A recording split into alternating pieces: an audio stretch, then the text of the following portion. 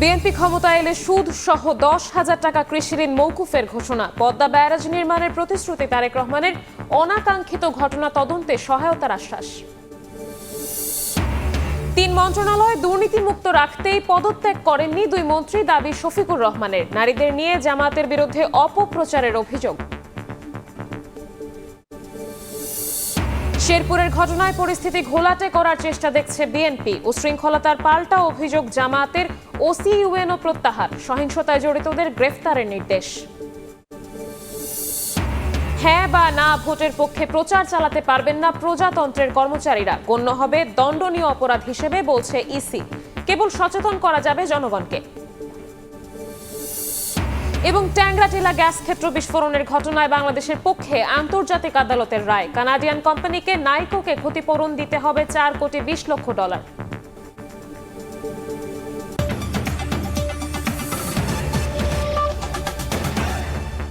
প্রবাসের সময়ের সঙ্গে আছি আমি শবনব নিবিড়।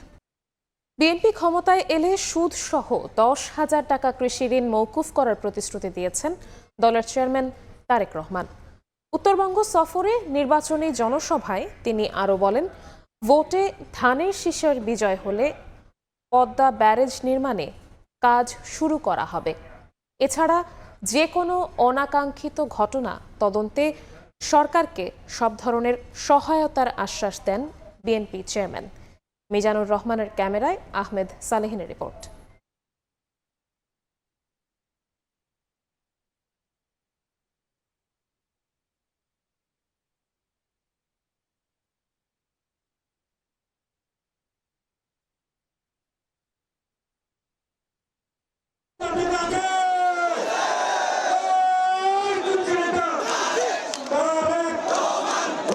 পদ্মা পাড়ে লাখো মানুষের জনস্রোত। নদীর ঢেউ যেন আছড়ে পড়েছে রাজশাহীর ঐতিহাসিক মাদ্রাসা মাঠে। ব্যানার, প্লাকার্ড, জাতীয় ও দলীয় পতাকার সঙ্গে সবার হাতে হাতে নির্বাচনী প্রতীক ধানের শীষ।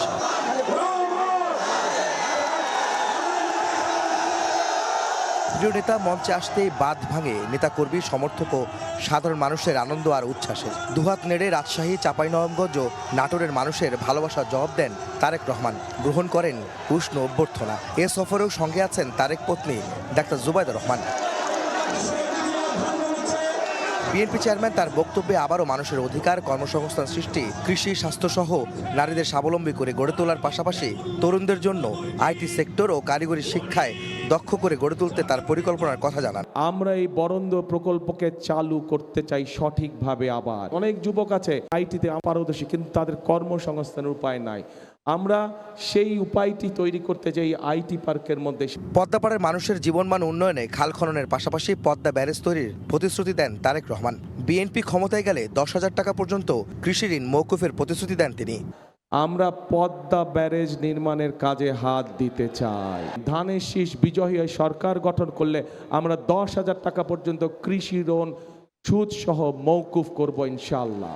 কারো সমালোচনা করতে চান না জানিয়ে তারেক রহমান বলেন, দেশে শান্তি চায় বিএনপি। কোথাও কোনো অনাকাঙ্ক্ষিত ঘটনা ঘটলে তদন্তে সব ধরনের সহযোগিতার আশ্বাস দেন তিনি। অতীতের মতো আগামী নির্বাচন বাধাগ্রস্ত করতে একটি মহল ষড়যন্ত্র করছে বলেও মন্তব্য করেন তারেক রহমান। আমি কারো সমালোচনায় যেতে চাই না, কিন্তু কোথাও যদি কোনো অনাকাঙ্ক্ষিত কোনো ঘটনা ঘটে থাকে, অন্তর্বর্তীকালীন সরকার আছে, তাদেরকে বলবো সঠিক সুষ্ঠু তদন্ত করুন। সঠিক তদন্ত করার জন্য আমরা সহযোগিতা করব, সাহায্য করব। দেশের এর প্রান্ত থেকে অন্য প্রান্ত নির্বাচনী জনসভায় যোগ দিচ্ছেন বিএনপি চেয়ারম্যান তারেক রহমান। ধানের শীষের পক্ষেও ভোট চাইছেন তিনি। নানা প্রতিশ্রুতির পাশাপাশি তিনি বলছেন আগামী নির্বাচন নিয়ে ষড়যন্ত্র চলছে, তাই চক্রান্ত মোকাবেলায় সবাইকে ঐক্যবদ্ধ হয়ে গণতন্ত্র ফেরাতে আগামী 12ই ফেব্রুয়ারি জনগণকে বিএনপির পক্ষে বিজয় এনে দেওয়ার আহ্বান জানান। পরে সন্ধ্যা 6টার কিছু পরে নগর এটিএম মাঠে নির্বাচনী জনসভায় যোগ দেন বিএনপি চেয়ারম্যান। এ সময় স্থানীয়রা তাকে স্বাগত জানান, শুভেচ্ছা বিনিময় করেন তারেক রহমানও। বলেন, ভোট চুরি করা একটি পক্ষ পালিয়েছে, আরেক পক্ষ নির্বাচন নিয়ে ষড়যন্ত্র করছে। তারা উভয়ই গেল 15 বছর একসঙ্গেই ছিল বলে মন্তব্য করেন তারেক রহমান। একটা ব্যাপারে সতর্ক থাকতে হবে। ষড়যন্ত্র কিন্তু এখন শেষ হয়নি। একটা তো পালিয়ে গিয়েছে দেশ থেকে, কিন্তু আরেকটা পক্ষ আছে যারা এই দুই পক্ষ আবার আগে থেকে একসাথেই ছিল। গত 16 বছরেও আপনারা মাঠে ঘাটে কাছে পেয়েছেন। আপনাদেরকে চোখ কান করে রাখতে হবে যাতে ষড়যন্ত্র করে আপনাদের ভোট এদিক ওদিক না করে। ব্যালট বাক্স পাহারা দিতে হবে। গেল 1.5 দশকের জমে থাকা সমস্যা সমাধানের পাশাপাশি গণতন্ত্র পুনঃপ্রতিষ্ঠায় ধানের শীষকে 12 ফেব্রুয়ারি নির্বাচনে জয়ী করতে নওগাঁ ও জয়পুরহাটবাসীকে আহ্বান জানান বিএনপি চেয়ারম্যান। আহমেদ সালেহীন, সময় সংবাদ। বিএনপি চেয়ারম্যান তারেক রহমান প্রথমবারের মতো পডকাস্টে তুলে ধরেছেন নিজের পরিকল্পনা, অঙ্গীকার, স্বপ্ন ও সুদূর প্রসারী ভাবনা। বৃহস্পতিবার সন্ধ্যা 7টায় বিএনপির অফিসিয়াল ফেসবুক পেজ ও ইউটিউব চ্যানেল সহ সব সামাজিক যোগাযোগ মাধ্যমে এই পডকাস্ট প্রচারিত হয়। প্রথম পর্বে তিনি জানান, নিম্ন মধ্যবিত্ত এবং দরিদ্র নারীরা পাবেন ফ্যামিলি কার্ড। ধাপে ধাপে দেশের 4 কোটি পরিবারকে এই ফ্যামিলি কার্ডের আওতায় আনা হবে। আপনার পরিবারের সদস্য সংখ্যা হয়তো 5 বা 6। আপনি যদি মা বা গৃহিণী হয়ে থাকেন, তখন আপনার কাছে আমরা পৌঁছবো এবং পৌঁছে আপনার কাছে এইরকম একটি ফ্যামিলি কার্ড নামে একটি কার্ড দিব। এই কার্ডটির মধ্যে আপনার নাম থাকবে, এই কার্ডটির মধ্যে একটি নাম্বার থাকবে, এই কার্ডটির মধ্যে মেয়াদ থাকবে এবং এই কার্ডটির মধ্যে স্ক্যানিং করার মতন একটা দাগ থাকবে অনেকগুলো। 4 কোটি পরিবারকে হয়তো আমরা একবারে সব দিতে পারবো না, আমরা ধীরে ধীরে পরিবারগুলোর কাছে যাব। তবে আমাদের চেষ্টা থাকবে সকল পরিবারের কাছে পৌঁছানোর। প্রতি মাসে 2 থেকে 2.5 হাজার টাকা দেওয়া হয়, অথবা 2 থেকে 2.5 হাজার টাকার সমপরিমাণ মূল্য প্রয়োজনীয় খাদ্য সামগ্রী আমরা সরকার থেকে যদি আপনাকে দিতে পারি, তাহলে এই মুহূর্তে আপনার পরিবারে যে 2 থেকে 2.5 হাজার টাকা খরচ হচ্ছে, যেটি এখন আপনি নিজে থেকে খরচ করছেন, এটির একটি সাপোর্ট আপনি পেলেন, এটির একটি সহযোগিতা আপনি পেলেন। সারা বাংলাদেশে যে 4 কোটি পরিবার আছে, এই পরিবারগুলোর যারা দরিদ্র, অতি দরিদ্র, নিম্নবিত্ত, নিম্ন মধ্যবিত্ত, প্রথমে এই পরিবারগুলোকে এই সহযোগিতাগুলো পৌঁছে দেওয়া, যার ফলে তারা আস্তে আস্তে করে তারা অর্থনৈতিক ভিত্তিটা যাতে তাদের মজবুত হয়। 3 মন্ত্রণালয় দুর্নীতিমুক্ত রাখতেই দুর্নীতিতে চ্যাম্পিয়নের সময় জামায়াতের 2 মন্ত্রী পদত্যাগ করেননি। রাজধানীতে নির্বাচনী জনসভায় কথা বলেন জামায়াতের আমির ডাক্তার শফিকুর রহমান। ভোটের পর আর কাউকে চাঁদাবাজি করতে দেওয়া হবে না বলেও হুঁশিয়ার করেন তিনি। নারীদের নিয়ে জামায়াতের বিরুদ্ধে অপপ্রচার চালানো হচ্ছে অভিযোগ করে ডাক্তার শফিকুর রহমান বলেন, ফ্যামিলি কার্ড ও নারী নির্যাতন একসঙ্গে চলতে পারে না।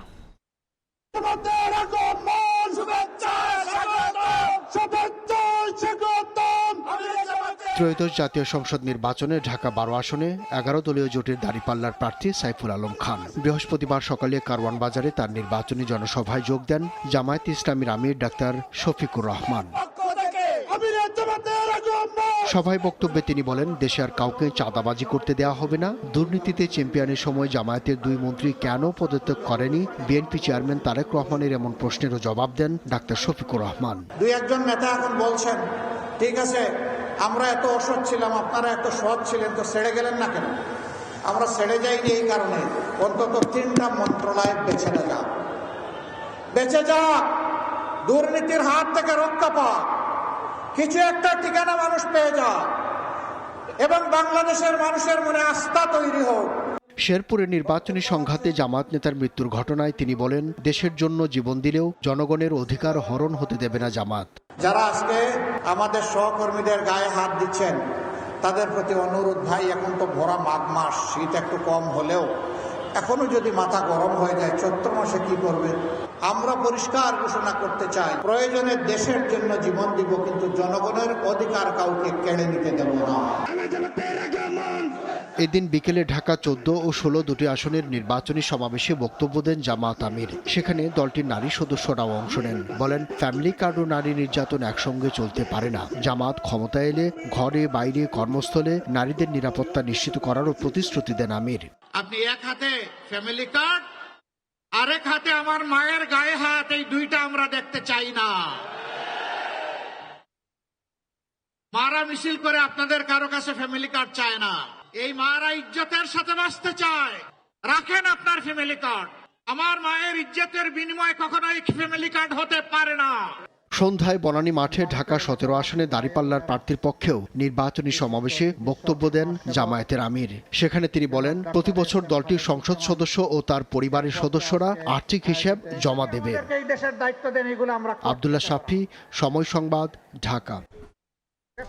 নারীরা কখনো জামাতের আমির হতে পারবেন না বলে জানিয়েছেন ডাক্তার শফিকুর রহমান।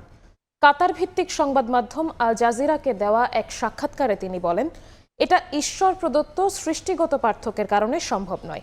আসন্ন ত্রয়োদশ জাতীয় সংসদ নির্বাচনে জামাত কোনো নারী প্রার্থী না দেওয়ার কারণ ব্যাখ্যা করে বলেন, দল এখনো প্রস্তুতি নিচ্ছে। ভবিষ্যতে স্থানীয় ও জাতীয় পর্যায়ে নারীদের প্রতিদ্বন্দ্বিতা করার জন্য প্রস্তুত করা হচ্ছে। It's not possible because Allah made everyone in its own entity, because you will never be able to bear a child. We will never be able to feed our breast to a child. This is God given. And there are some differences between men and women. What Allah made, Yes. we cannot change it. Even most of the country in the world did not consider this feasible. This is the reality of the world.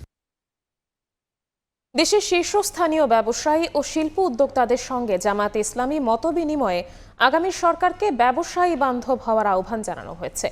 ব্যবসায়ীদের সম্পদ ও অর্থ যারা পাচার করেছে তাদেরকে অবশ্যই শাস্তির আওতায় আনার দাবি জানান ব্যবসায়ী প্রতিনিধিরা। এ সময় জামায়াতে ইসলামীর আমির ডাক্তার শফিকুর রহমান বলেন, ঘুষ, চাঁদাবাজি ও লাল ফিতার দৌরাত্ম্যহীন একটি ব্যবসা বান্ধব রাষ্ট্র গড়াতে চায় জামায়াত ইসলামী।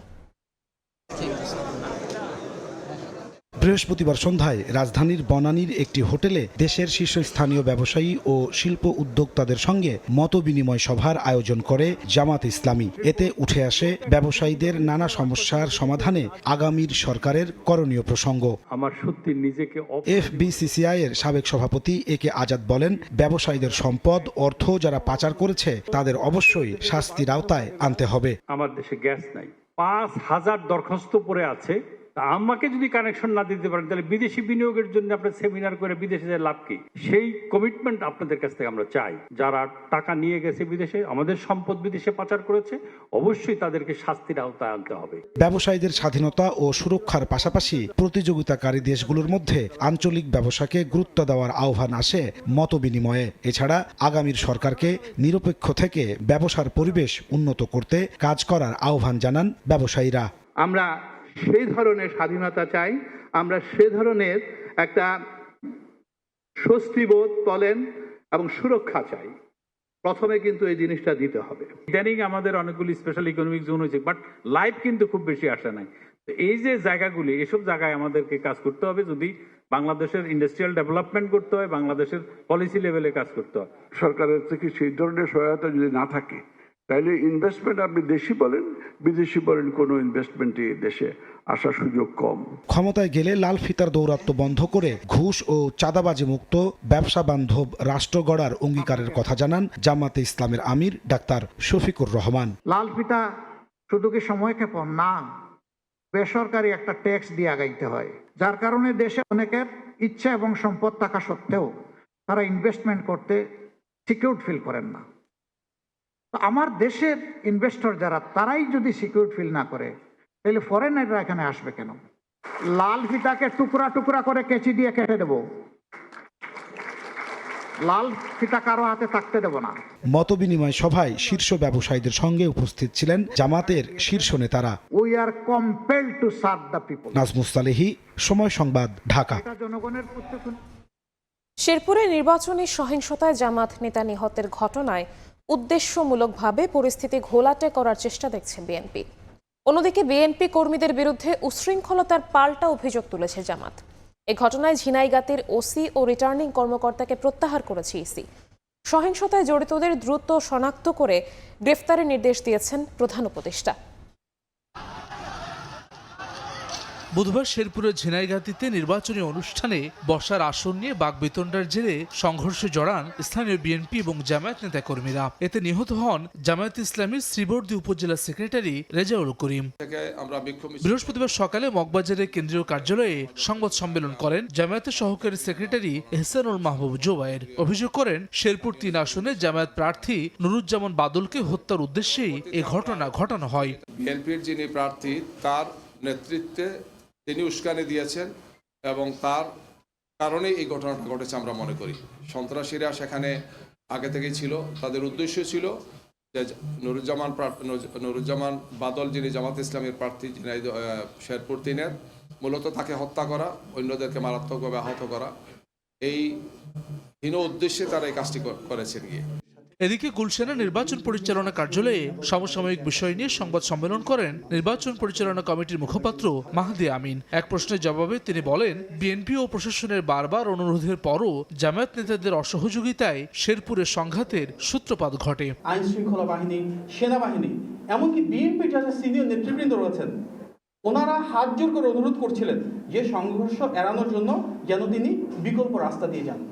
তারপরও সেই প্রার্থী ঠিক ওই রাস্তা দিয়ে যাওয়ার সিদ্ধান্ত নিয়েছেন এবং তিনি বারবার বলছিলেন জীবন যায় যাক, এই সংঘাতকে এড়ানো যেত না, সুষ্ঠু তদন্ত হওয়া উচিত এবং স্বাভাবিকভাবে আইন শৃঙ্খলা বাহিনী, প্রশাসন যারা রয়েছেন ওনারা জোরালো ভূমিকা রাখবেন। এ ঘটনায় ঝিনাইগাতী থানার ওসি ও রিটার্নিং কর্মকর্তাকে প্রত্যাহার করা হচ্ছে বলেও জানিয়েছেন ইসির সিনিয়র সচিব। প্রশাসনিক সিদ্ধান্ত হিসেবে এই মুহূর্তে ইওনো এবং ওসিকে প্রত্যাহার করার সিদ্ধান্ত নেওয়া হয়েছে। আমরা রিটার্নিং অফিসার এবং অ্যাডজুডিকেশন কমিটির কাছ থেকে রিপোর্ট চেয়েছি। লেট দ্য রিপোর্টস কাম, তারপরে আমরা এই ব্যাপারে আপনাদেরকে ফার্দার আপডেট দিব। এদিন রাজধানী ফরেন সার্ভিস একাডেমিতে প্রধান উপদেষ্টার প্রেস উইংয়ের সংবাদ সম্মেলনে জানানো হয়, ঘটনার ফুটেজ বিশ্লেষণ করে আসামিদের দ্রুত শনাক্ত করে গ্রেফতারের নির্দেশ দেওয়া হয়েছে পুলিশকে। পুলিশ প্রশাসনকে যে নির্দেশ দেওয়া হয়েছে যে তাৎক্ষণিকভাবে ব্যবস্থা গ্রহণ করার জন্য ঘটনা তদন্ত করে যারা এই ঘটনায় দায়ী তাদেরকে চিহ্নিত করে যত দ্রুত সম্ভব তাদেরকে গ্রেফতার করা যায় সে বিষয়ে তাৎক্ষণিকভাবে পুলিশকে নির্দেশ দেওয়া হয়েছে। নির্বাচনের তফসিল ঘোষণার পর এখন পর্যন্ত 4 জন মারা গেছেন উল্লেখ করে প্রেস সচিব বলেন, আগের নির্বাচনগুলোতে এর চেয়ে বেশি সহিংসতা হয়েছে। সেখানে নতুন নতুন বসতি কাটছেন। হাসান ওয়ালি, সময় সংবাদ, ঢাকা। শেরপুরে নির্বাচনী সহিংসতায় গুরুতর আহত যুবদল নেতা আমজাদ হোসেনকে উন্নত চিকিৎসার জন্য ঢাকায় আনা হয়েছে। বিএনপির গ্রাসরুটস নেটওয়ার্ক বিজিএন এর উদ্যোগে শেরপুর হাসপাতাল থেকে একটি অ্যাম্বুলেন্সে আহত আমজাদকে ঢাকায় পাঠানো হয়। এ সময় শেরপুর 3 আসনের বিএনপি মনোনীত প্রার্থী মাহমুদুল হক রুবেল সহ বিএনপি নেতাকর্মীরা উপস্থিত ছিলেন। বুধবার নির্বাচনী অনুষ্ঠানে চেয়ারে বসাকে কেন্দ্র করে বিএনপি জামাত সমর্থকদের সংঘর্ষ হয়। এতে স্থানীয় জামাত নেতা নিহত ও 2 পক্ষে শতাধিক আহত হন। দেশজুড়ে প্রচারণার উত্তাপ। ধানের শীষের প্রার্থীদের অভিযোগ, নির্বাচনকে প্রশ্নবিদ্ধ করতে উত্তেজনা সৃষ্টি করছে জামাত। 12 ফেব্রুয়ারি সন্ত্রাস ও স্বৈরাচারী আচরণের বিরুদ্ধে জনগণ রায় দেবে বলে প্রত্যাশা দাঁড়িপাল্লার প্রার্থীদের।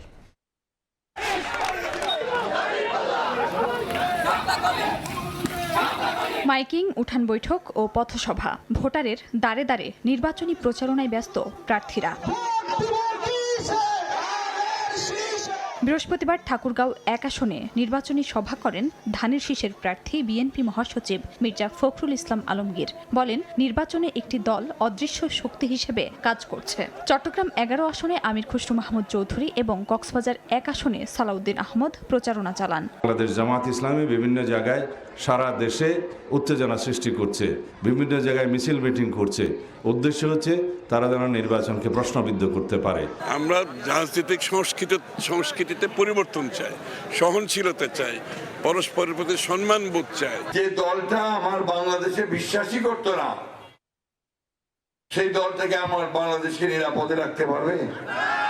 তারা যদি ক্ষমতায় যায় তারা কি বাংলাদেশে ভালো করবে? রংপুর 2 আসনে প্রচারণা চালান জামায়াতের নায়েবে আমির এটিএম আজহারুল ইসলাম। খুলনা 5 আসনের জামায়াতের প্রার্থী মিয়া গোলাম পরোয়ার প্রচারণার সময় বলেন, শেরপুরের ঘটনার পুনরাবৃত্তি হলে সুষ্ঠু ও নিরপেক্ষ নির্বাচন নিয়ে প্রশ্ন উঠবে। যে এই ঘটনার আর কোনো পুনরাবৃত্তি হলে আগামী নির্বাচন সুষ্ঠু, নিরপেক্ষ, নিরাপদে হবে কিনা সেটির কিন্তু প্রশ্নবিদ্ধ হয়ে যাবে। এই চ্যালেঞ্জ আপনাদেরকে ফেস করতে হবে। তা না হলে এই হানাহানি যদি শুরু হয়ে যায় তো আপনারা বাংলাদেশে কোনো নির্বাচন করতে পারবেন না। সরকার দায়িত্ব পেলে আমরা সর্বপ্রথম দুর্নীতি বন্ধ করব। দুপুরে মৌলভীবাজার 4 আসনের এনসিপি প্রার্থী প্রীতম দাসের নির্বাচনী পথসভায় যোগ দেন দলটির আহ্বায়ক নাহিদ ইসলাম। আওয়ামী লীগের সন্ত্রাসী রাজনীতি ছিল, সেই সন্ত্রাসী রাজনীতি নিজেরা করা শুরু করছে এবং তারা ভোট কেন্দ্র দখল করার, তারা সিল মারার এই ধরনের পরিকল্পনা করছে। এদিকে বরিশাল 3 আসনে 11 দলীয় জোটের প্রার্থী ব্যারিস্টার আসাদুজ্জামান ফুয়াদ এবং ব্রাহ্মণবাড়িয়া 6 আসনে বিএনপি সমর্থিত প্রার্থী জোনায়েদ আব্দুর রহমান সাকি প্রচারণা চালান।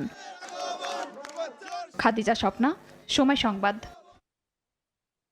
এদিকে রাজধানীতেও জমজমাট প্রচারণায় ব্যস্ত প্রার্থীরা। মাইকিং আর স্লোগানে মুখর মহানগরী।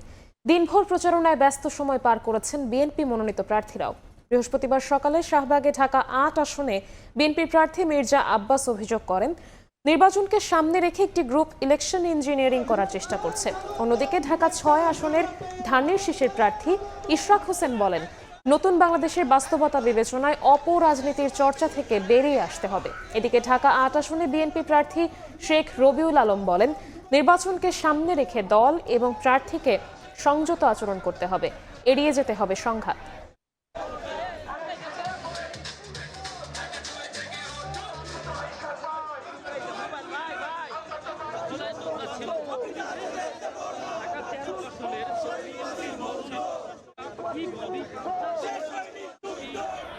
আজকে দেশে একটি গ্রুপ, ওই যে 2008 সালে নির্বাচন হয়েছিল, আওয়ামী লীগের সময় খেয়াল আছে আপনাদের? ভোট হলো না, কিন্তু জয়লাভ করলো একটি দল। একইভাবে যে যত কথাই বলুক, আমি স্পষ্ট বুঝতে পারছি যে নির্বাচনে ইঞ্জিনিয়ারিং করার জন্য একটা পরিকল্পনা হচ্ছে। জামাত রাজনীতি করেছে, অপপ্রচারের রাজনীতি। একসময় ইন্টারনেটে অপপ্রচার, এখন মাঠে অপপ্রচার। সো যেহেতু মামুনুল জামাতের সাথে আছে এবং জামাতের রাজনীতি অপপ্রচারের রাজনীতি, এখন মামুনুল অপপ্রচারে বেরিয়ে গেছে। যিনি নিহত হয়েছেন, এটার পিছিয়ে যারাই দোষী তাদেরকে সুষ্ঠু বিচার করে প্রকৃত দোষীদেরকে চিহ্নিত করে আইনের আওতায় নিয়ে আসা হবে। আমাদের দলের নেতাকর্মীরা সংযত, হ্যাঁ ভুল বুঝাবুঝি হতে পারে, কিন্তু তার মানে এই নয় যে সংঘাতে জড়াতে হবে। এদিকে নির্বাচন কমিশন বলেছে, প্রজাতন্ত্রের কর্মে নিয়োজিত কোনো ব্যক্তি গণভোট বিষয়ে জনগণকে অবহিত ও সচেতন করতে পারবেন, তবে তিনি গণভোটে হ্যাঁ এর পক্ষে বা না এর পক্ষে ভোট দেওয়ার জন্য জনগণকে কোনোভাবে আহ্বান জানাতে পারবেন না। বৃহস্পতিবার নির্বাচন কমিশন সচিবালয় থেকে জারি করা এক চিঠিতে এই নির্দেশনা দেওয়া হয়েছে। সব রিটার্নিং কর্মকর্তাকে দেয়া চিঠিতে ইসি আরও বলেছে, এ ধরনের কার্যক্রম গণভোটের ফলকে প্রভাবিত করতে পারে, যা গণভোট অধ্যাদেশ 2025-এর ধারা 21 এবং গণপ্রতিনিধিত্ব আদেশ 1972-এর অনুচ্ছেদ 86 অনুযায়ী একটি দণ্ডনীয় অপরাধ হিসেবে গণ্য হবে। রিটার্নিং কর্মকর্তাদের এ বিধান অনুসারে প্রয়োজনীয় ব্যবস্থা নিতে বলা হয়েছে। গণপ্রতিনিধিত্ব আদেশের 86 ধারায় বলা হয়েছে, প্রজাতন্ত্রের কর্মে নিয়োজিত কোনো ব্যক্তি কোনোভাবে নির্বাচনের ফলাফল প্রভাবিত করার উদ্দেশ্যে তার সরকারি পদমর্যাদার অপব্যবহার করলে তিনি সর্বোচ্চ 5 বছর ও সর্বনিম্ন 1 বছর কারাদণ্ড এবং অর্থদণ্ড দণ্ডনীয় অপরাধে দোষী সাব্যস্ত হবেন। ট্যাংরাটিলা গ্যাস ক্ষেত্র বিস্ফোরণ মামলায় বাংলাদেশের পক্ষে রায় দিয়েছেন বিনিয়োগ বিরোধ নিষ্পত্তি সংক্রান্ত আন্তর্জাতিক সালিসি আদালত ইকসিড। এর ফলে বাংলাদেশকে 4 কোটি 20 লাখ মার্কিন ডলার ক্ষতিপূরণ দিতে হবে কানাডিয়ান কোম্পানি নাইকোকে। পেট্রোবাংলা সূত্র জানায়, 8 বিলিয়ন ঘনফুট গ্যাস নষ্টের দায় বাবদ 4 কোটি মার্কিন ডলার এবং পরিবেশ সহ অন্যান্য ক্ষতির জন্য আরও 20 লাখ মার্কিন ডলার ক্ষতিপূরণ দিতে নাইকোকে নির্দেশ দিয়েছেন আন্তর্জাতিক আদালত। সুনামগঞ্জের ট্যাংরা জেলায় কানাডিয়ান কোম্পানি নাইকো গ্যাস কূপ খনন শুরু করলে 2005 সালের 7 জানুয়ারি ও 24 জুন 2 দফা ভয়াবহ বিস্ফোরণ ঘটে, যা দেশের জ্বালানি খাতের অন্যতম আলোচিত ঘটনা। বিষয়টি আন্তর্জাতিক আদালতে গড়ালে 2020 সালে নাইকোকে দায়ী করা হয়, যার সূত্র ধরে অবশেষে জরিমানা করা হলো কানাডিয়ান এই কোম্পানিকে। ইসলামী দর্শনে 5 ব্যাংকের আমানতকারীরা মুনাফার অধিকারী না হলেও 4000 কোটি টাকা বাড়তি পাচ্ছেন বলে জানালেন বাংলাদেশ ব্যাংক গভর্নর। সরকারি কোষাগার থেকে তাদের 4% অনুদান দেওয়া হচ্ছে। 5 ব্যাংক নিয়ে গুজব ছড়িয়ে একটি গোষ্ঠী গন্ডগোলের পাঁয়তারা করছে বলেও মন্তব্য করেন গভর্নর।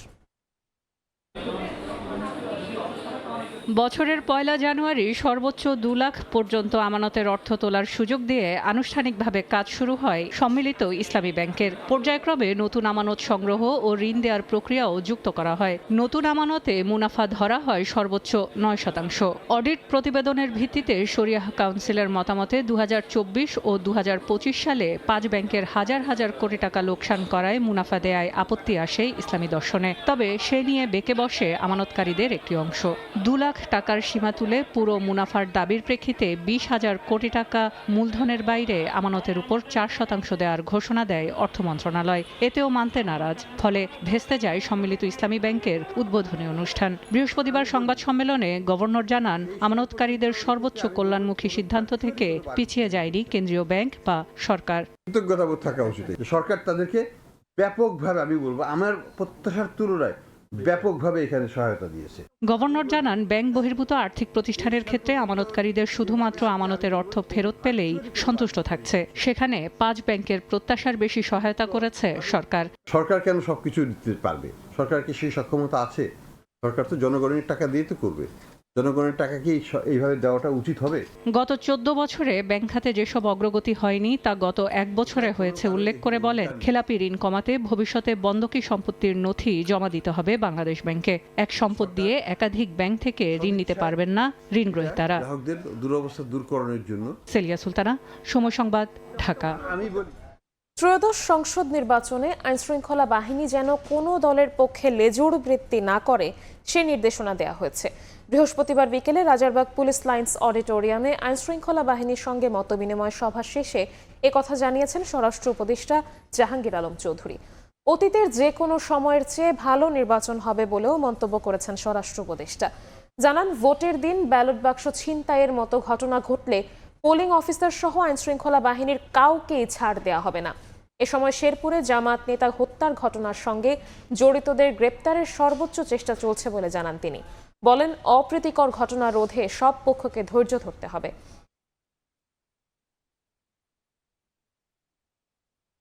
90-এর দশকের শেষ ভাগে দেশের প্রথম বেসরকারি স্যাটেলাইট চ্যানেল 21 টেলিভিশনের হাত ধরে বদলে গিয়েছিল সম্প্রচারের ধারা। ইতিহাসের সেই শুরুর সারথি ছিলেন বিশিষ্ট গণমাধ্যম ব্যক্তিত্ব নির্মাতা জোবায়ের বাবু। 2 দশকেরও বেশি সময় লন্ডনের ইটিভি ওয়ার্ল্ড, মাই জেনসিন কর্পোরেট এবং বিশ্বখ্যাত ন্যাশনাল জিওগ্রাফিতে কাজ করার অভিজ্ঞতা নিয়ে তিনি এবার যুক্ত হয়েছেন সময় টেলিভিশনের সিইও হিসেবে। দেশের গণমাধ্যমকে আন্তর্জাতিক মানে পৌঁছে দেওয়ার নতুন স্বপ্ন আর পরিকল্পনার কথা জানান তিনি। সময়টা 1998। দেশের প্রথম বেসরকারি স্যাটেলাইট চ্যানেল 21 টেলিভিশনের হাত ধরে যখন বদলে গিয়েছিল সম্প্রচারের ধারা। সৃজনশীলতার কেন্দ্রবিন্দুতে ছিলেন এক তরুণ প্রযোজক। নির্মাণ ও সম্প্রচার জগতে ইতিহাসের সারথি জুবায়ের বাবু 1 দশকে নির্মাণ করেছেন 400-রও বেশি নন্দিত টেলিভিশন অনুষ্ঠান। 2012 সালে মুক্তি পায় তার নির্মিত প্রথম সিনেমা দ্য ফ্লোটিং ম্যান। 2002 থেকে 2005 প্রবাসে দেশের কণ্ঠস্বর হয়ে কাজ করেছেন ইটিভি ওয়ার্ল্ডের প্রধান হিসেবে লন্ডনে। এরপর 2005 থেকে 2011 পর্যন্ত মাইজেনসিন কর্পোরেট মিডিয়া কোম্পানিতে সিইও হিসেবে দেখিয়েছেন তার নেতৃত্ব। দেশের গণ্ডি ছাড়িয়ে নিজেকে নিয়ে গেছেন আন্তর্জাতিক পরিমণ্ডলে। ফ্রিল্যান্সার ডিরেক্টর হিসেবে কাজ করেছেন বিশ্বখ্যাত ন্যাশনাল জিওগ্রাফির সাথে। দেশে ফেরার আগে যুক্ত ছিলেন লন্ডনের বিখ্যাত ব্রডকাস্ট কোম্পানি মিডিয়া হাউসের কনসালটেন্ট হিসেবে। দীর্ঘ 2 দশকের আন্তর্জাতিক অভিজ্ঞতাকে সঙ্গী করে সম্প্রতি তিনি ফিরেছেন শেকড়ে। যুক্ত হয়েছেন জনপ্রিয় বেসরকারি টেলিভিশন চ্যানেল সময় টেলিভিশনে সিইও হিসেবে। নতুন পথ চলায় তাকে স্বাগত জানিয়েছেন সময় টেলিভিশনের head of news Mustafa Khandaker. Zobayer Babu মনে করেন, সময় টেলিভিশনের নিবেদিত প্রাণ কর্মীরাই এই প্রতিষ্ঠানের মূল শক্তি ও সম্পদ। আর তাই তার আগামীর পরিকল্পনা কর্মজীবনে অর্জিত অভিজ্ঞতার সবটুকু নির্যাস দিয়ে দেশের গণমাধ্যমগুলোকে আন্তর্জাতিক মানে উন্নীত করার প্রত্যাশার কথা জানান তিনি। নিউজ চ্যানেলগুলো কিন্তু একটা বড় ধরনের রোল প্লে করে ইনফরমেশনের ক্ষেত্রে। তো আমি মনে করি সময় টিভির সেই অ্যাসেটটা আছে, এবং সেই অ্যাসেট হচ্ছে তার কর্মী। অনেক ভালো ভালো সাংবাদিক আছে, অনেক ভালো ভালো টেকনিশিয়ান আছে, অনেক ভালো টেকনিক্যাল ফ্যাসিলিটিস আছে। সুতরাং সব কিছু মিলে সময় টিভি একটা অ্যাসেট। সুতরাং আমি মনে করি এই অ্যাসেটটাকে আমরা আসলে সামনে নিয়ে যেতে চাই আরও অনেক দূর। কেবল বস্তুনিষ্ঠ সংবাদ পরিবেশন নয়, বরং অত্যাধুনিক প্রযুক্তির মাধ্যমে তথ্যকে আরও নির্ভুল এবং আকর্ষণীয়ভাবে দর্শকের কাছে পৌঁছে দেয়াই এখন বড় চ্যালেঞ্জ, এমনটাই মন্তব্য করেন তিনি। দেশের বাইরে কিন্তু যেটা হচ্ছে যে তার টেকনিক্যালি অনেক সাউন্ড, যেহেতু সেখানে লোকবলের অভাব, তা তারা সেই অভাবটাকে কিন্তু টেকনোলজির মাধ্যমে সেটা পূরণ করে। তো সেই জায়গাটাতে আমরা একটু পিছিয়ে আছি, টেকনোলজিটা এতটা ডেভেলপ না, কিন্তু আমাদের দেশের তুলনায় সময় টিভি অনেক ভালো। ম্যান পাওয়ার এবং টেকনোলজি দুইটাকে যদি এক করে সামনের দিকে আমরা মানে একটা প্ল্যান করি, স্ট্র্যাটেজিক প্ল্যান করি, তাহলে কিন্তু অনেক চমৎকার একটা চ্যানেল এটা দাঁড়াতে পারে এবং আন্তর্জাতিকভাবে বিট করার মতো একটা চ্যানেল দাঁড়াতে পারে। বাংলাদেশের গণমাধ্যম যেন বিশ্বমানের ব্রডকাস্ট প্রযুক্তিতে পিছিয়ে না থাকে, সেই লক্ষ্য নিয়েই বেশ কিছু পরিকল্পনার কথা জানান তিনি। তাসনিয়া নিশাত, মিম, সময় সংবাদ, ঢাকা। নরসিংদীতে পিকনিক বাসে সাংবাদিকদের ওপর হামলার প্রতিবাদে মানববন্ধন করেছে Bangladesh crime reporters association crab. বৃহস্পতিবার দুপুরে রাজধানীর সেগুনবাগিচায় ক্র্যাব চত্বরে মানববন্ধনের আয়োজন করা হয়। এ সময় সন্ত্রাসী হামলার ঘটনায় জড়িত সবাইকে অবিলম্বে গ্রেপ্তারের দাবি জানানো হয়। এমন ন্যাক্কারজনক হামলার পুনরাবৃত্তি বন্ধে যথাযথ পদক্ষেপ নিতে আইনশৃঙ্খলা বাহিনীর প্রতি আহ্বান জানান সাংবাদিক নেতারা। গত সোমবার নরসিংদীর মাধবদীতে ড্রিম হলিডে পার্কে ফ্যামিলি ডে উদযাপন অনুষ্ঠান শেষে ঢাকায় ফেরার সময় চাঁদা চাওয়াকে কেন্দ্র করে সন্ত্রাসীদের হামলায় ক্র্যাবের 12 জন আহত হন। এতে গাড়ি পার্কিংয়ের মালিক হারুনকে প্রধান করে অপর 8 জনের নামসহ অজ্ঞাত 4-5 জন সহযোগীকে আসামি করা হয়। এই মামলায় এখন পর্যন্ত 3 জনকে গ্রেফতার করেছে পুলিশ। গ্রেপ্তার 3 জনের মধ্যে 2 আসামির রিমান্ড মঞ্জুর করেছেন আদালত।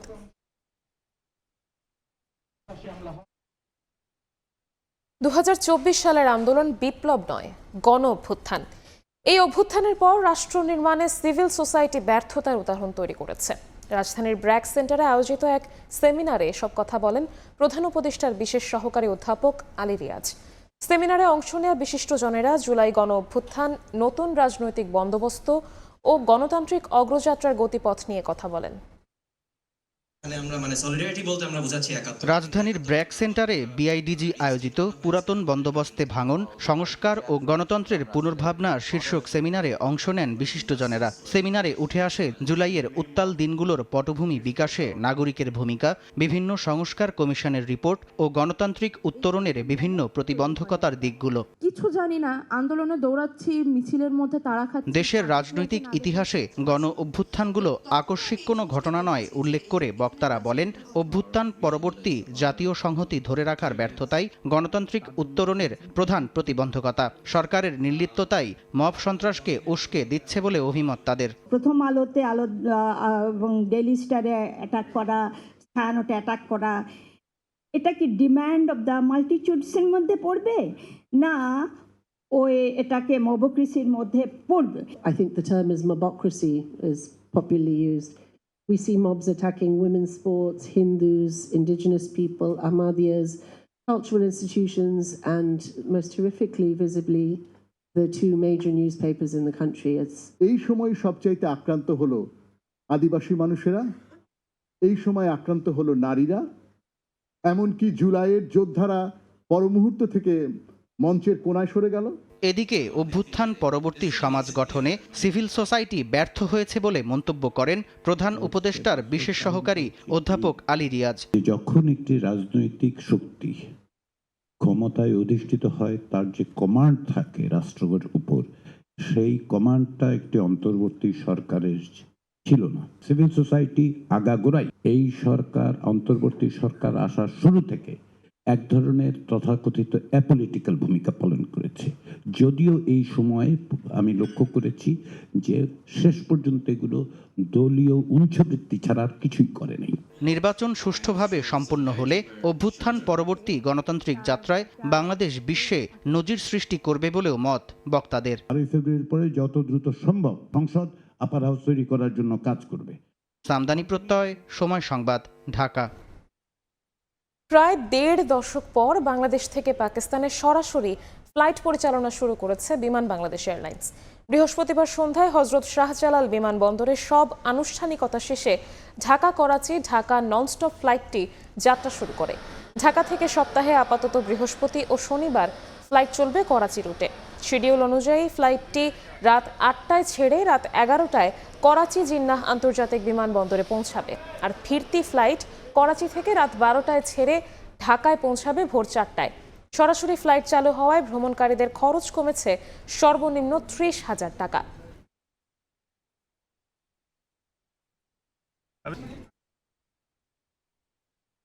সিলেট থেকে যুক্তরাজ্যের ম্যানচেস্টারে সরাসরি ফ্লাইট চালু রাখা সহ প্রবাসীদের নানা দাবি নিয়ে জাতীয় নিরাপত্তা উপদেষ্টা ডক্টর খলিলুর রহমানের সঙ্গে সাক্ষাৎ করেছেন বিএনপির যুগ্ম মহাসচিব হুমায়ুন কবির।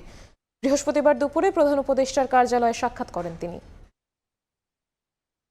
উইদাউট কনসালটেশন এবং কোন যৌক্তিকতার ভিত্তিতে এটা ক্যান্সেল করা হচ্ছে এইটার টোটাল রিকনসিডারেশন আমরা চাচ্ছি। ইফ ইটস এ লসজনক রুট যেটা আমাদের বিবেচনায় লজিক্যাল সেন্স বানায় না, we want the public want to hear where the loss is. এখানে তো একটা ট্রান্সপারেন্সির অ্যাকাউন্টেবিলিটির বিষয় আছে, তো ওইগুলো তো আমরা দেখি না। তো হঠাৎ আপনি জাস্ট হুট করে ক্যান্সেল করে দিবেন, তা তো হয় না। জামিন ছাড়াই ময়মনসিংহ কেন্দ্রীয় কারাগার থেকে ছেড়ে দেয়া হয়েছে হত্যা মামলার 3 আসামিকে। কারা কর্তৃপক্ষ এই ঘটনাকে বলছে ভুল মুক্তি। মঙ্গলবার বিকেলে ঘটনাটি ঘটলেও বিষয়টি খতিয়ে দেখতে বুধবার গঠন করা হয়েছে তদন্ত কমিটি। কারা কর্তৃপক্ষ বলছে প্রোডাকশন ওয়ারেন্টকে ভুল করে জামিননামা ভেবে তারাকান্দার হত্যা মামলার আসামি আনিস মিয়া, রাশেদুল ইসলাম ও জাকিরুল ইসলামকে ছেড়ে দেয়া হয়। এই ঘটনায় গাফিলতির দায়ে ডেপুটি জেলার জাকারিয়া ইমতিয়াজকে সাময়িক বরখাস্ত করা হয়েছে।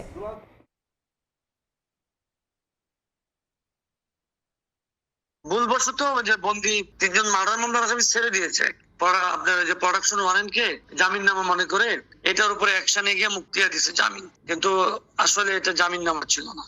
ওইটাই যখন ধরা পড়ছে তখন এই যে তদন্ত কমিটি হয়েছে, তারা বরখাস্ত করা হয়েছে, তদন্ত কমিটি তদন্ত করতেছে ময়মনসিংহ জেলে। সর্বাত্মক চেষ্টা চলতেছে আর কি গ্রেফতার করার জন্য। দুদকের তলবে হাজির হননি ঢাকা উত্তর সিটি কর্পোরেশনের প্রশাসক মোহাম্মদ এজাজ। সময় চেয়ে আবেদন করেছেন তিনি। 21 জানুয়ারি দুদকের সহকারী পরিচালক আশিকুর রহমান তাকে তলব করে চিঠি দেন। চিঠিতে পশুরহাট ইজারা, ই রিকশা প্রকল্প, কাঁচা বাজার ও ব্যারাক টাওয়ারে দখল সহ সিটি কর্পোরেশন সংশ্লিষ্ট বিভিন্ন দুর্নীতির অভিযোগের বিষয়ে তার বক্তব্য জানতে চাওয়া হয়। এসব অভিযোগের ভিত্তিতে গত বছরের নভেম্বরে তার বিরুদ্ধে অনুসন্ধান শুরু করে দুদক।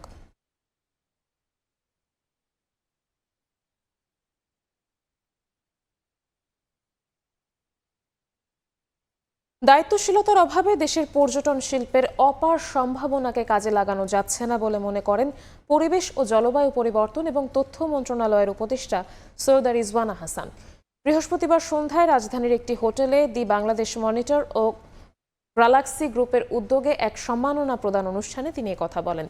তিনি অভিযোগ করেন সেন্ট মার্টিন নিয়ে অপপ্রচারে পর্যটন সংশ্লিষ্টরা নিশ্চুপ ছিলেন। এবার দেশের ট্রাভেল, ট্যুরিজম অ্যান্ড হসপিটালিটি খাতে বিশেষ অবদানের জন্য 29টি ক্যাটাগরিতে 27 প্রতিষ্ঠান ও 8 ব্যক্তিকে সম্মাননা দেয়া হয়। মধ্যপ্রাচ্যের জলসীমায় রণসজ্জা চূড়ান্ত করে ইরানকে আলটিমেটাম দিলেন মার্কিন প্রেসিডেন্ট ডোনাল্ড ট্রাম্প। পারমাণবিক ইস্যুতে চুক্তি করার সময় ফুরিয়ে আসছে উল্লেখ করে তিনি বলেন, সমঝোতায় না এলে ইরানে আগের চেয়ে ভয়াবহ হামলা করা হবে। তবে মার্কিন হুমকিতে মাথা নত করতে নারাজ ইরান। দেশটির পররাষ্ট্রমন্ত্রী আব্বাস আরাগচি বলেছেন, তাদের বাহিনী যুদ্ধের জন্য পুরোপুরি প্রস্তুত। যদিও তিনি জানান, কোনো ধরনের হুমকি কিংবা জবরদস্তি ছাড়া বৈঠক ও ন্যায্য চুক্তিতে তেহরানের আপত্তি নেই।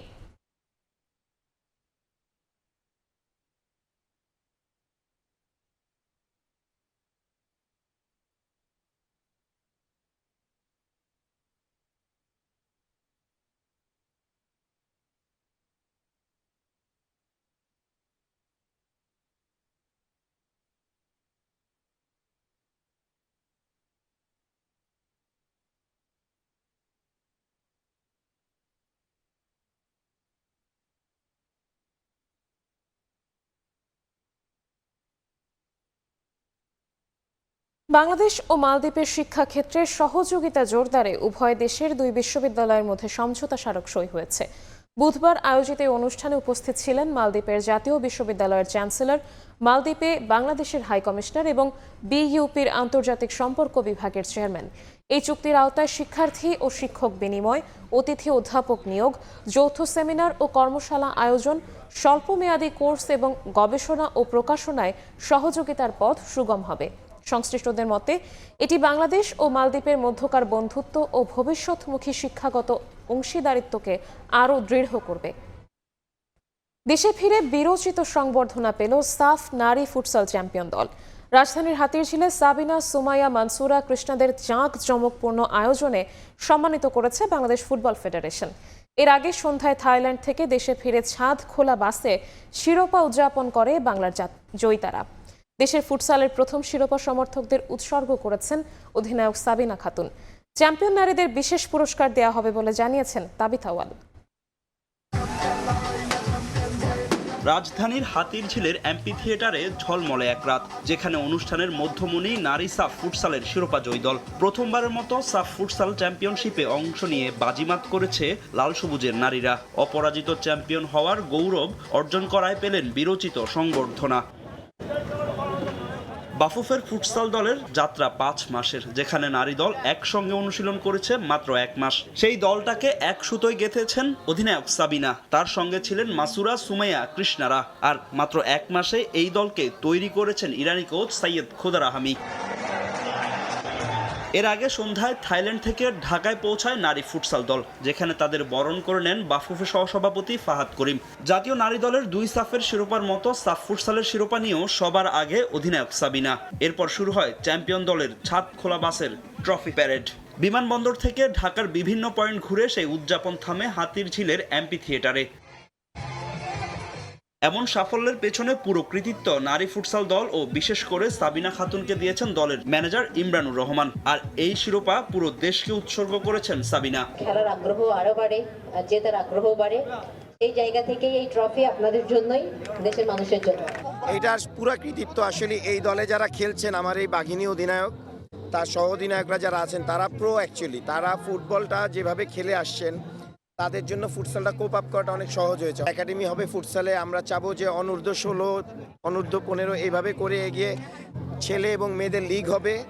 আমরা চাই যে ফুটসালটা দিয়ে আমরা এশিয়ায় আমাদের বাংলাদেশের স্ট্যাম্পটা অনেক স্ট্রংভাবে এস্টাবলিশ করি। এদিন চ্যাম্পিয়ন নারী দলকে বিশেষ পুরস্কার দেওয়ার কথা জানিয়েছেন বাফুফে সভাপতি তাবিত আউয়াল। আর আপাতত জাতীয় দল ও ফুটসাল দল উভয় নিয়ে ভাবতে চান অধিনায়ক সাবিনা খাতুন। ফুটসাল আলাদা কমিটি আছে, তাদের সাথে কথা বলে আমরা মেয়েদের বোনাসও দিব। আর একটা জিনিস জানি, আমি ডিসক্লোজ করছি না মানে নাম্বারটা, বর্তমান ফুটসলে যে মেয়েরা খেলেছে তারা কিন্তু একটা সেপারেট কন্ট্রাক্টেড ছিল, তাদের কন্ট্রাক্ট স্যালারিও তারা পাবে, অ্যান্ড অফকোর্স চ্যাম্পিয়নশিপ একটা বোনাসও তারা পাবে। ফুটবল এবং ফুটসাল দুইটাই যেহেতু পারি, আমার যখন যেটাতে দরকার হবে আমি আই উইল বি দেয়ার। দেশ আমার কাছে আগে, এবং দেশের জন্য আমার যদি কোনো স্ট্যান্ড নিতে হয় সেটা আমি সবসময় নিয়ে যাব এবং নিয়েছি এবং আগামী দিনেও নেব। দেশের ফুটসাল উন্নয়নে আলাদা একাডেমি ও মাঠের দাবি সাফ ফুটসাল জয়ী দলের সদস্যদের। ফাহিম ইসলাম, সময় সংবাদ, ঢাকা। ভারত সরকার নিরাপত্তা নিশ্চিত করলেই বিশ্বকাপ খেলতে দল পাঠাতো বাংলাদেশ। তবে শুটিং ইনডোর ইভেন্ট হওয়ায় সরকার অনুমতি দিয়েছে বলে মন্তব্য করেন যুব ও ক্রীড়া সচিব। বিশ্বকাপ স্কোয়াডে থাকা ক্রিকেটারদের আর্থিক ক্ষতিপূরণ দেয়া না হলেও আয়োজন করা হবে আলাদা টুর্নামেন্টের। ভারতে বিশ্বকাপ কাভার করতে গেলে সাংবাদিকদের নিজ দায়িত্বে নিরাপদ থাকার পরামর্শ তার। নানান নাটকীয়তার পর হাতছাড়া হয়েছে টি-20 বিশ্বকাপ। প্রথমবারের মতো এই আসরে দেখা যাবে না লাল সবুজ প্রতিনিধিদের, অথচ একই সময়ে নয়াদিল্লি যাচ্ছে শুটিং দল। কেন এমন এই দ্বিচারিতা? যুব ক্রীড়া সচিবের দাবি, শুটিং ইনডোর ইভেন্ট হওয়াতেই নিরাপত্তা নিয়ে শঙ্কা নেই। ক্রিকেটের ক্ষেত্রে অন্তত ভারত সরকার থেকেও যদি নিরাপত্তা নিশ্চিত করা হতো, তাহলেও দল পাঠানোর ব্যাপারটি পুনর্বিবেচনা করত অন্তর্বর্তী সরকার। আমরা ভারত থেকে কিন্তু তাদের পক্ষ থেকে কিন্তু এই যে নিরাপত্তা নিশ্চিতের বিষয়টা পাইনি, এই কারণে কিন্তু আমরা পরবর্তীতে খুব একটা ভরসা করতে পারিনি, আমাদের টিকিট টিমকে পাঠাইনি। শুটিংটা হবে একটা খুব একটা নির্ধারিত এলাকাতে, দিল্লিতে। সেখানে নিরাপত্তাটা মানে মাস পিপলের পার্টিসিপেশনটা খুবই কম। নিরাপত্তাটা নিশ্চিত করা, সেটা নিশ্চিত হয়, কিন্তু আমরা সেখানে পারমিশনটা আমরা দিয়েছি। দল না গেলেও নিজ উদ্যোগে সাংবাদিকরা যেতে পারেন বিশ্বকাপ কাভার করতে, তাদের যাওয়ার ওপর বাধা নেই। তবে নিজেদের নিরাপত্তা নিজেদেরই নিশ্চিত করতে বললেন যুব ক্রীড়া সচিব। সিদ্ধান্তটা কিন্তু আপনাদেরকে নিতে হবে, যেহেতু আপনাদের জন্য আমরা সরকারের পক্ষ থেকে কোনো প্রকার জিও ইস্যু করবো না। যদি আপনাদের নিরাপত্তার বিষয়টা আপনারা নিশ্চিত হন যে কোনো প্রকার সমস্যা হবে না, তাহলে আপনারা যেতে পারবেন। এই ব্যাপারে আমাদের পক্ষ থেকে কোনো প্রকার অবজারভেশন। বিশ্বকাপ থেকে নাম সরিয়ে নেয় বোর্ডের মতো আর্থিক ক্ষতির মুখোমুখি হচ্ছেন খেলোয়াড়রাও। তবে লিটন তাসকিনদের কোনো ধরনের প্রণোদনা দেওয়ার কথা ভাবছে না সরকার, বরং জাতীয় দল ও আশেপাশে থাকা ক্রিকেটারদের নিয়ে আলাদা টুর্নামেন্ট আয়োজনের নির্দেশ দেওয়া হয়েছে বিসিবিকে। আর্থিক বিষয়টা তো অবশ্যই জড়িত আছে, কিন্তু সবার আগে কিন্তু আমাদের ক্রিকেটের নিরাপত্তার বিষয়টা আছে, এবং এই কম্পেনসেশন যাওয়ার জন্য আপনারা ইতিমধ্যেই আমাদের ক্রীড়া উপদেষ্টা মহোদয় বাংলাদেশ ক্রিকেট বোর্ডের সাথে আলোচনা করেছেন। আমরা দেশেই আরেকটা টুর্নামেন্টের আয়োজন করার জন্য ইতিমধ্যে উদ্যোগ নিয়েছি। আপনারা ইতিমধ্যে বিসিবির মাধ্যমে সেই নিউজটা পাবেন। আমাদের বিসিবির সভাপতি মহোদয় আপনাদেরকে অবহিত করবেন। যদিও সে টুর্নামেন্টের পারিশ্রমিক কেমন হবে বা কবে নাগাদ মাঠে করাবে সে বিষয়ে কোনো ধরনের তথ্য পাওয়া যায়নি সংশ্লিষ্ট মহলগুলো থেকে। সাব্বির মিথুন, সময় সংবাদ, ঢাকা। প্রতিশ্রুতি অনুযায়ী এবারের বিপিএল এর সবার পারিশ্রমিক নিশ্চিত করা হবে বলে জানিয়েছেন গভর্নিং কাউন্সিলের সদস্য সচিব ইফতেখার রহমান মিঠু। পরিচালক হলেও ফিক্সিং এর অভিযোগ ওঠা মোখলেসুর রহমান শামীমও বিন্দুমাত্র ছাড় পাবেন না বলে মন্তব্য করেন মিঠু। এদিকে ক্রিকেট না পেলেও শুটিং দলকে ভারতে যাওয়ার অনুমতি দেয়ায় কোনো আক্ষেপ নেই বিসিবির বলে মন্তব্য করেছেন মিঠু। কারণ শুটিং দলের 2 জনকে নিরাপত্তা দেয়া আর ক্রিকেটারদের সঙ্গে দর্শক এবং শতাধিক সাংবাদিকদের নিরাপত্তা দেওয়ার মধ্যে অনেক তফাৎ। নিরাপত্তা ইস্যুতে ভারতের মাটিতে বিশ্বকাপই বয়কট করেছে বাংলাদেশ, কিন্তু কদিনের মাথায় বাংলাদেশ শুটিং দলের ভারত যাওয়ার অনুমতি পাওয়ায় সমালোচনা তুঙ্গে। প্রশ্ন ওঠে, শুটাররা যেতে পারলে ক্রিকেটাররা কেন নয়? দফায় দফায় বৈঠক করেও বিসিবিকে ভারত যেতে রাজি করাতে ব্যর্থ আইসিসি। কারণ শুরু থেকেই সরকার দল পাঠানোর ঝুঁকি নিতে চায়নি, কিন্তু সেই সরকারই শুটারদের ভারতের দিল্লিতে ইভেন্টে অংশ নেয়ার অনুমতি দিয়েছে। 2 ইভেন্টে 2 ধরনের নীতি। কিভাবে দেখছে বিসিবি? যেহেতু 2 জন যাচ্ছে, সিকিউরিটি ম্যানেজ করা ওয়াজ ইজিয়ার। অ্যান্ড যেটার আমার মনে হয় যে গভর্নমেন্ট যে ডিসিশনটা নিয়েছে, যে আপনি দেখেন আপনার 25 জন প্লেয়ার না, সাথে কিন্তু আপনারা সাংবাদিকরাও আছেন যারা খেলা দেখবেন, এই পুরা একটা বড় কন্টিনজেন্ট। কিন্তু এবারের বিপিএলও আলোচনায় পেমেন্ট ও ফিক্সিং ইস্যু। ঢাকা ও সিলেটের ক্রিকেটারদের পুরো পারিশ্রমিক না পাওয়া নিয়ে কথা উঠছে গণমাধ্যমে। এছাড়া বিসিবি পরিচালক মোখলেসুর রহমান শামীমের বিরুদ্ধে ফিক্সিং এর বড় অভিযোগ। এখন প্রশ্ন একটাই, সঠিক সমাধান করতে পারবে তো বিসিবি? লিস্ট না দিলে তো আমি বুঝতেছি না যে কে পেয়েছে কি পায়নি। কিন্তু যেটা হচ্ছে, প্লেয়াররা কিন্তু এখন আমাদের সাথে যোগাযোগ করে। আমি তো 15 দিন সময় দিয়েছি। তা আগে যদি আমরা রিকনসাইল করতে পারি, তখন নোয়াখালীর মালিককে ডাকবো, বাকি প্লেয়ারদের ডাকবো, আমাদের সামনে আমরা টাকাটা ফেরত দিয়ে দিব, ওনারা টাকাটা দিয়ে সার্টিফিকেট নিয়ে নেবো যে এভরিবডি কমপ্লিট। এটা আপনাকে অ্যাসিওরেন্স দিতে পারি, গভর্নিং কাউন্সিল কোনো কার্পণ্য রাখবে না। এটা আমরা অ্যালেক্স মার্শালকে দিয়ে দেওয়া হয়েছে, তার কোনো রিপোর্টে কমতি থাকবে না। সমালোচনার সঙ্গে এবারের বিপিএল দেখছে বেশ কিছু নতুনত্ব। তবে বিশ্বের ফ্র্যাঞ্চাইজি টুর্নামেন্টের তালিকায় সবচেয়ে বাজে টুর্নামেন্টের তকমা পেয়েছে বাংলাদেশ প্রিমিয়ার লিগ। এবারের টুর্নামেন্ট নিয়ে কতটা সন্তুষ্ট হতে পেরেছে গভর্নিং কাউন্সিল? ফুল হাউসে খেলা হয়েছে। সেন মানে নিউজিল্যান্ড থেকে প্লেয়ার আসছে, এইখান থেকে উইলিয়ামসের মতো প্লেয়ার এসেছে, তো সুতরাং একটু হলেও ইমপ্রুভ করেছে। তারপরে ইন্টিগ্রিটির ব্যাপারে তো কমপ্লেনটা কম হয়েছে। আমরা যদি প্লেয়ারদেরটা জিনিসটা আমরা ফুলফিল করতে পারি, তাহলেও কিন্তু একটা ইমেজটা ইমপ্রুভ হবে। এত শর্ট টাইমে অ্যাকচুয়ালি বিপিএল করা উচিত না, নাম্বার 1। নাম্বার 2 হচ্ছে যে আমার মনে হয় আইএল টি20-র সাথে কনফ্লিক্ট হয়, এরকম সময় না করাটাই ভালো। ডিসেম্বর জানুয়ারিতে হয় আইএল টি20, এর আগে অথবা পরে 13তম আসর আয়োজনের কথা ভাবছে বিসিবি। তামিম হোসেন, সময় সংবাদ, ঢাকা। বাংলাদেশ ক্রিকেট বোর্ড ও ক্রিকেট সাউথ আফ্রিকা ক্রিকেট উন্নয়নে পারস্পরিক সহযোগিতা জোরদার করতে একটি সমঝোতা স্মারক স্বাক্ষর করেছে। প্রিটোরিয়ায় বাংলাদেশ হাইকমিশন চ্যান্সেরিতে আয়োজিত অনুষ্ঠানে বিসিবির পক্ষে সাউথ আফ্রিকায় নিয়োজিত বাংলাদেশের হাইকমিশনার শাহ আহমেদ শফি এবং সিএস এর পক্ষে সংস্থাটির প্রধান নির্বাহী কর্মকর্তা ফোলেতিস মোসেকি সমঝোতা স্মারকে স্বাক্ষর করেন। এই চুক্তির আওতায় উদীয়মান বাংলাদেশি ক্রিকেটাররা নিয়মিত সাউথ আফ্রিকার প্রিটোরিয়ায় অবস্থিত সিএস এর সেন্টার অফ এক্সিলেন্সে প্রশিক্ষণের সুযোগ পাবেন। পাশাপাশি আম্পায়ার ও পিচ কিউরেটরদের জন্য প্রশিক্ষণ ও বিনিময় কর্মসূচি এবং নারী ও পুরুষ দলের বিভিন্ন স্তরের দ্বিপাক্ষিক সফর বৃদ্ধির বিষয়টিও চুক্তিতে অন্তর্ভুক্ত রয়েছে। এমওইউর মাধ্যমে কারিগরি জ্ঞান বিনিময় এবং প্রাতিষ্ঠানিক সক্ষমতা বৃদ্ধিতে 2 বোর্ড একসঙ্গে কাজ করবে। 3 বছর মেয়াদী এই চুক্তি বাংলাদেশ ও সাউথ আফ্রিকার ক্রিকেটের সম্পর্ককে আরও সুদৃঢ় করবে বলে আশ্বাস সংশ্লিষ্টদের। এ পর্যায়ে শীর্ষ সংবাদগুলো জানিয়ে দিচ্ছি আরও একবার। বিএনপি ক্ষমতায় এলে সুদ সহ 10,000 টাকা কৃষি ঋণ মওকুফের ঘোষণা। পদ্মা ব্যারাজ নির্মাণের প্রতিশ্রুতি তারেক রহমানের। অনাকাঙ্ক্ষিত ঘটনা তদন্তে সহায়তার আশ্বাস। তিন মন্ত্রণালয় দুর্নীতিমুক্ত রাখতেই পদত্যাগ করেননি দুই মন্ত্রী, দাবি শফিকুর রহমানের। নারীদের নিয়ে জামায়াতের বিরুদ্ধে অপপ্রচারের অভিযোগ। এবং শেরপুরের ঘটনায় পরিস্থিতি ঘোলাটে করার চেষ্টা দেখছে বিএনপি। উশৃঙ্খলতার পাল্টা অভিযোগ জামায়াতের। ওসি ইউএনও প্রত্যাহার, সহিংসতায় জড়িতদের গ্রেফতারের নির্দেশ।